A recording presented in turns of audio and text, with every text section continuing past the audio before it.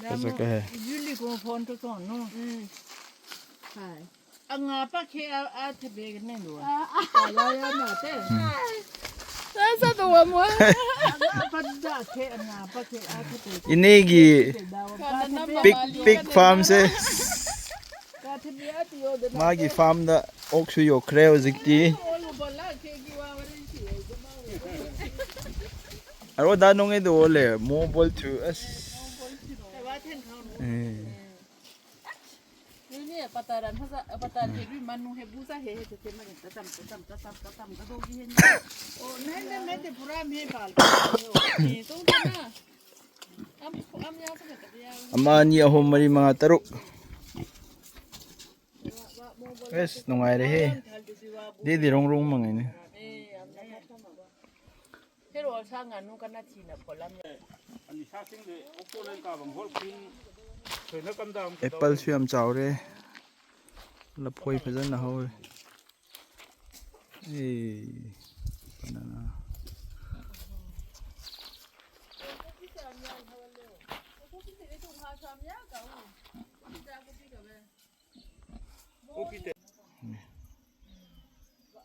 Bolen phin na.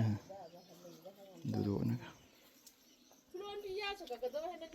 Ngasi farm da la nahan gi lauruba lapu pambi sing ko ngasi di thar ni sida lon pure laiyo kariyo bougainvillea kon pu shure sida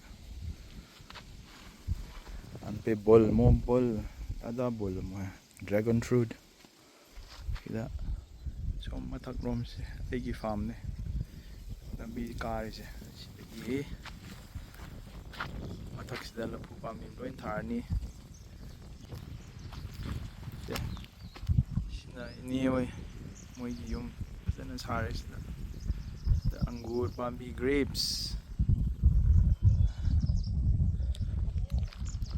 moi ok yok na ba sida okon charani should win later. This is the update of the farm. Na poi am phazana pale sida koi makha gi neighbor sing chu loin lai handakti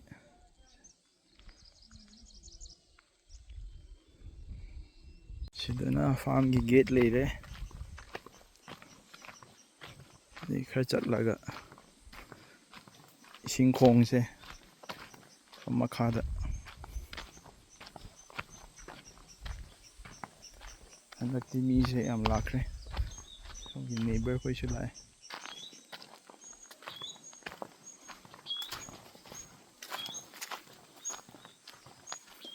Dukong lama na. Ni jusin na le.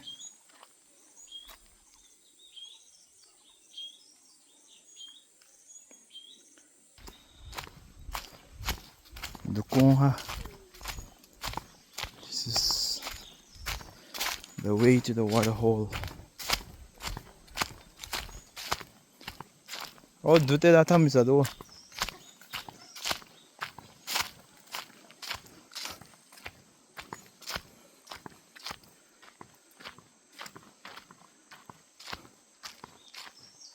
Cha ding zao. Oh, yung bu so ah. Oh, tung te me te happy tra ko se yo. Maing na so ding ga nan ki ke. tin ko me no me Kanish.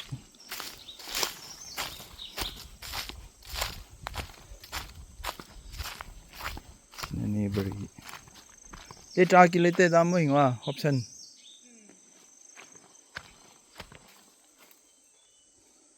Shi than dressing.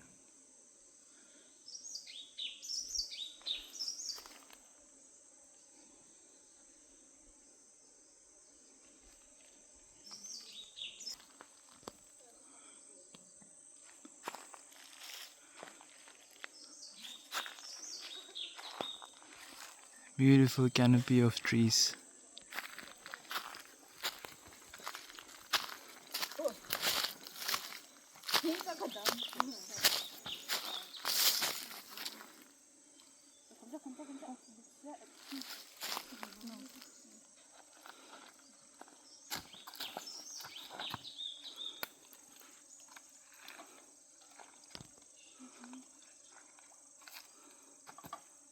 나도요.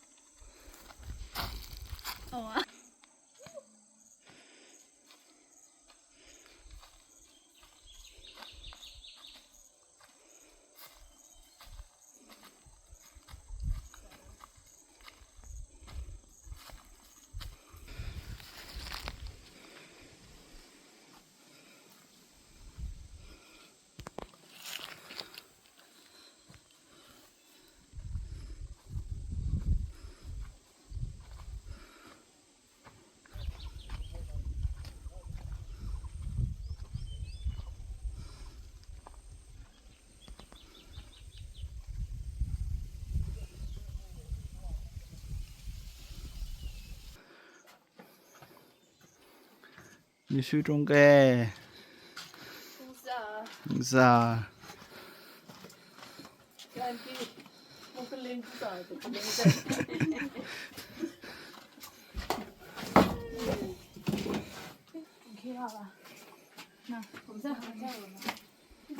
좀 걸 후회야 래.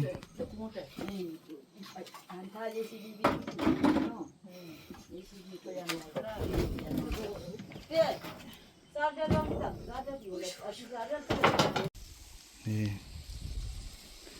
kiwi. Hey, tias kam hey dilim tung. Eh, yo sabol ka dute. Sabol. मैं toilet खोल का तो है मैं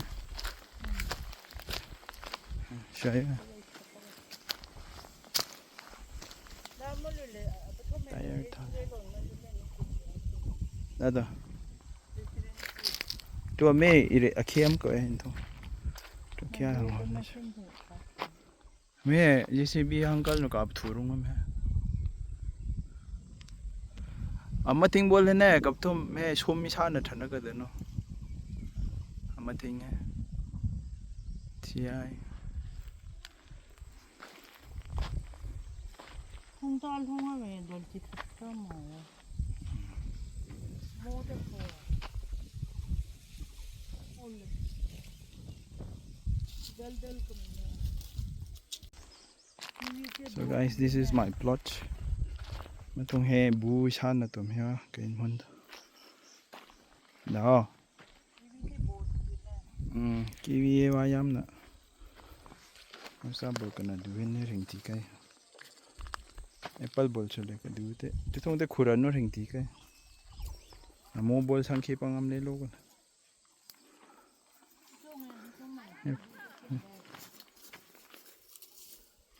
पोहे छुचल के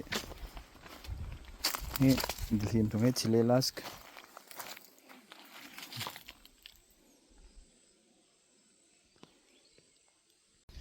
ngasi기 dinner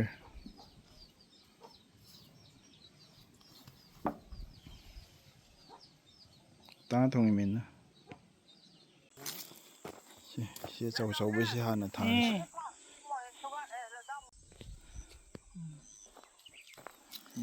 बाना बिहुआं को लिया सी मैं बिहुआं बाल छब ले में है सी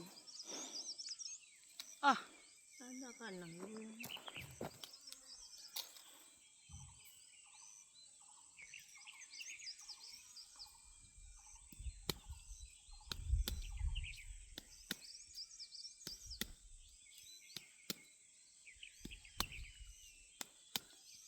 मलुए संग बाल नुंदे तांदे लोरी पर रिवरेन लव यो आयु होलमदे जोलनु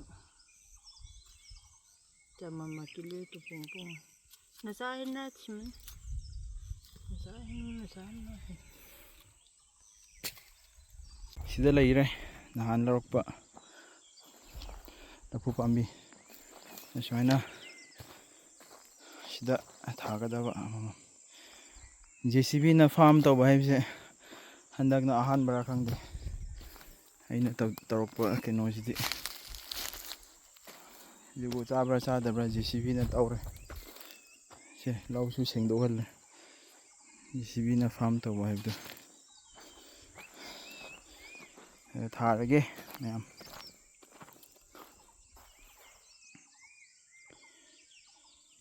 ꯁꯨꯃꯥꯏꯅ ꯄꯤꯠꯁꯦ ꯈꯔ ꯂꯨꯅ ꯇꯧꯔꯒ ꯇꯣꯞ ꯁꯣꯏꯜꯁꯦ ꯈꯔ ꯍꯥꯞꯆꯤꯟꯕ ꯑꯗꯨꯗꯒꯤ ꯁꯨꯃꯥꯏꯅ ꯊꯥꯔꯗꯤ खरा फगदराना तौहनबने वादी खरा वादोरे सी लेबाक मैम थोनबसे योट पाकना थोनदोइना जेसीबी दी लेइद्रेदो तौरमगा चटख्रे दुना moment of truth.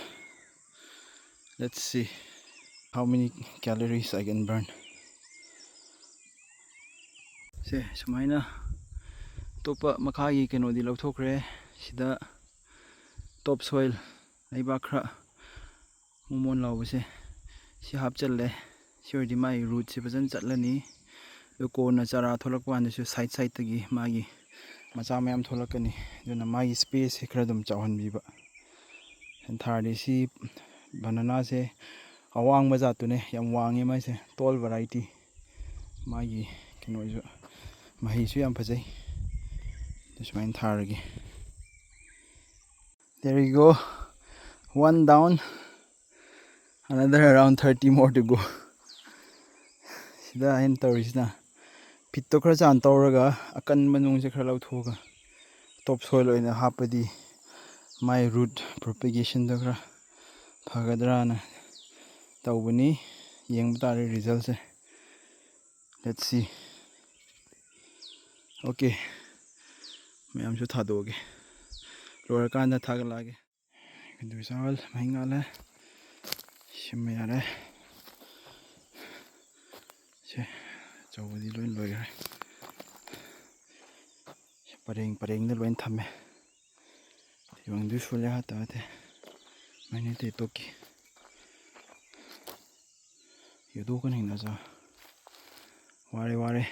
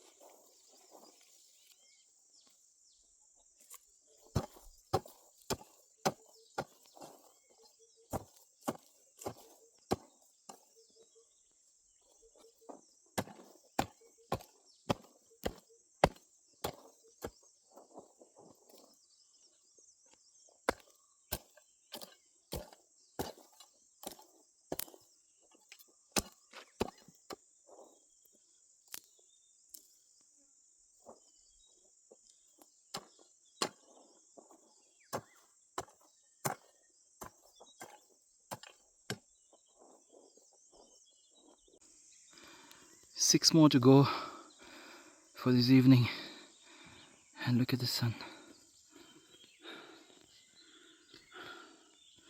Look at that.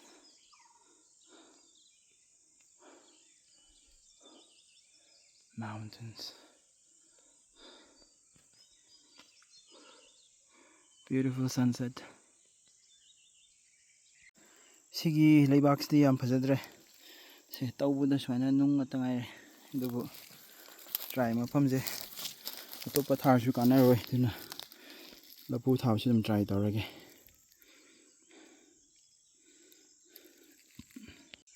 Finally, last but not least, there you go. Here I come to the last one for today. So, numitsu tare tagre. Apple. This is my apple tree. I got it all the way from Kashmir. It's Kashmiri apple. Let's see how it fares. It needs good altitude and chilling. Yagadra yengse sida. Koi jaga se khadi dam ing bane do. Kashmir mane di ing dam nina yagadra. Altitude so dam yai swaise. It's 1600 to 1700 meters above sea level. Ware. Shimyam thavda.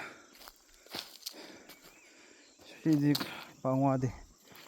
JCB na tawbasidi. Ash. Shimyam se thon wala. Ware. Karambana phagadra yengse.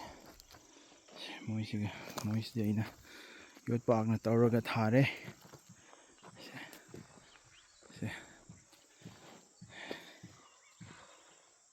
Image laga mangra se mangra sweet potato thajalle mana sidi tawbuda nunga tawre si tawba yadre. So I stopped. I planted one there. Marak sidi yadre. And this is my Kashmiri apple. Supposed to grow in high altitude and chilling variety, but let's see. This area is above 1600 meters above sea level, and it's quite cold. Throughout the year the temperature is very nice. Winter it's really cold. So let's see. So ngasi gidi swai losilage. Hayeng amukka lemba khara thagdaw lere. Somdasu okon sabal loigdaw re. Progress kang am kaya. Architect tu nang na. Mystery tu me.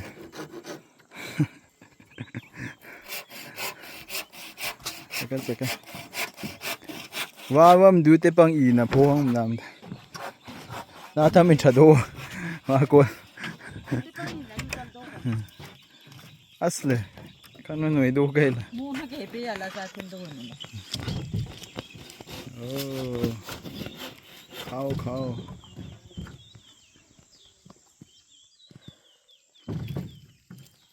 Cow nasari.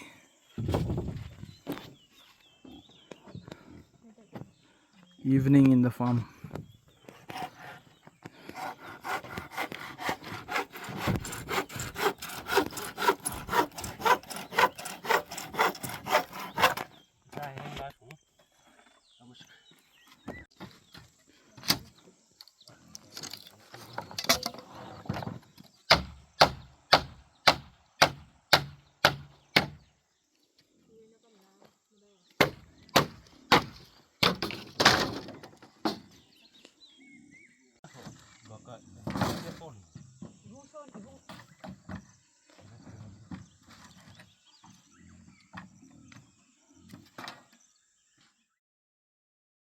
Taktarase Tinsu Pichu An Han chin ki pahai. No em hết là. He he. Đã chung mà. Buổi tên him do ka. Để đua. Hình sao anh này kia. Haru bu pal he. Ka dun ka na.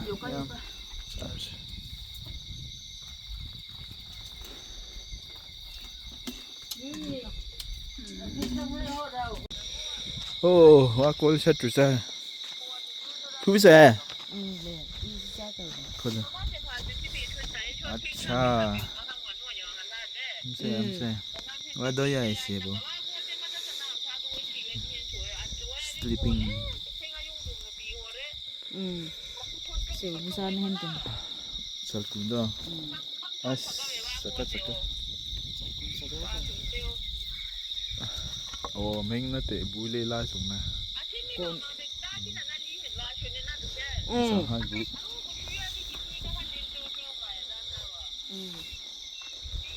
Saka.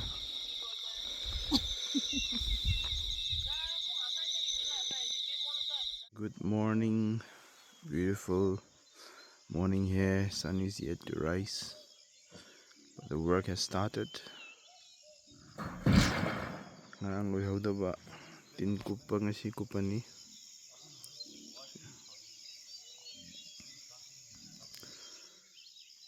Need to work before sun rises when it's cool here, because it gets sunny later on. This is the scene, morning scene in the farm. This is how it looks.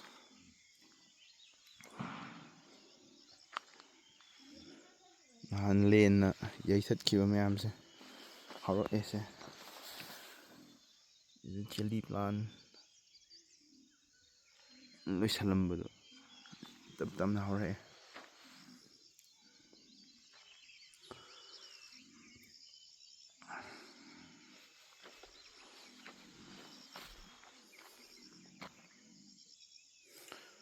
Apple tree.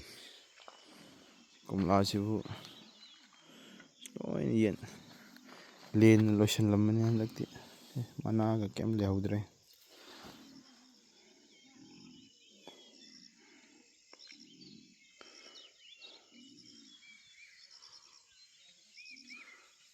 Isu mukalapu pambi lem hobudo len thadoge. Good morning and ngarang lem hoba. Chara macha singjing si thadoge yoksida. Ang thakiba sising lere. Yoksida nungsa thlok chingai ja thabak subu nungai. Thadoge. Early morning. Still misty out there. It's May, mid-May, and still it's misty mornings out here.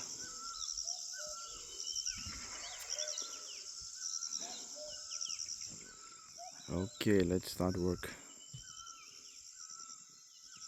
Pung tarit tare. Pung amagi manung da siya. Kaya tare.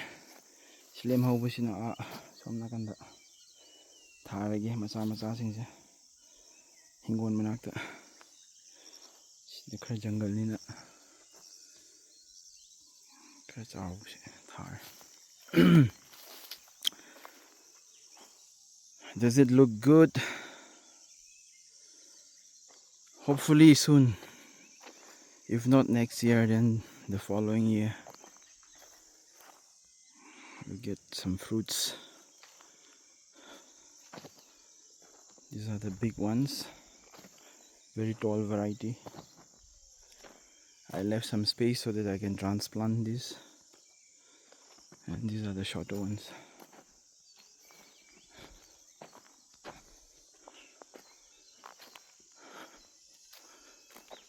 Nungaire. Sikti khara sengdukpa tare. Farms. So altogether 30. Masing 30 thare sida. ꯃꯊꯪ ꯆꯍꯤ ꯆꯥꯕ ꯌꯥꯒꯗ꯭ꯔꯥ ꯅꯠꯇ꯭ꯔꯒ ꯌꯥꯔꯣꯏꯗ꯭ꯔꯥ ꯍꯥꯏꯗꯤ ꯆꯥꯎꯗꯤ ꯆꯥꯎꯔꯅꯤ. Let's expect. ꯋꯥꯔꯦ ꯁꯤ ꯃꯆꯥꯁꯤꯗꯤ ꯁꯦꯡꯗꯣꯛꯇꯕ ꯌꯥꯔꯣꯏ. ꯂꯐꯨ ꯃꯈꯣꯡ ꯃꯆꯥꯗꯤ ꯊꯥꯕ ꯂꯣꯏꯔꯦ. ꯏꯃꯥꯁꯨ ꯀꯩꯀꯩꯅꯣ ꯊꯕꯤ ꯍꯋꯥꯏ ꯀꯩꯀꯩꯅꯣ ꯊꯥꯅꯕ ꯀꯟꯅ ꯁꯦꯡꯗꯣꯛꯏ ꯃꯥꯒꯤ ꯍꯤꯡꯒꯣꯜ. ꯁꯣꯝꯗꯅ ꯀꯀꯥꯅ ꯂꯐꯨ ꯄꯥꯝꯕꯤ ꯑꯆꯧ ꯑꯆꯧꯕ ꯑꯃ ꯐꯨꯛꯂꯒ ꯊꯥꯒꯗꯧꯔꯦ. ꯃꯥꯗꯤ ꯍꯦꯛ ꯊꯥꯕꯒ ꯄꯥꯜꯂꯅꯤ ꯁꯤꯗꯤ.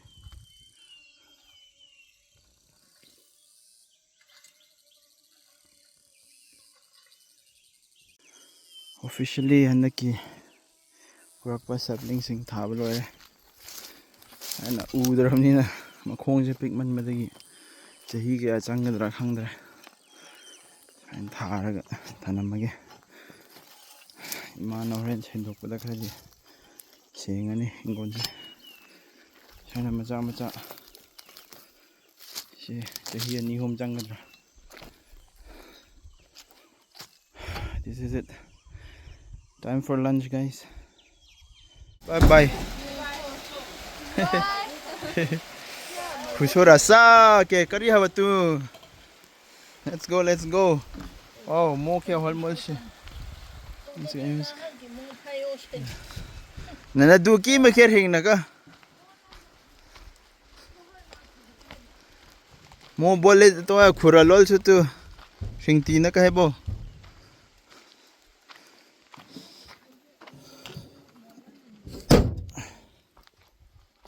Let's go. Okay, going. Bye bye.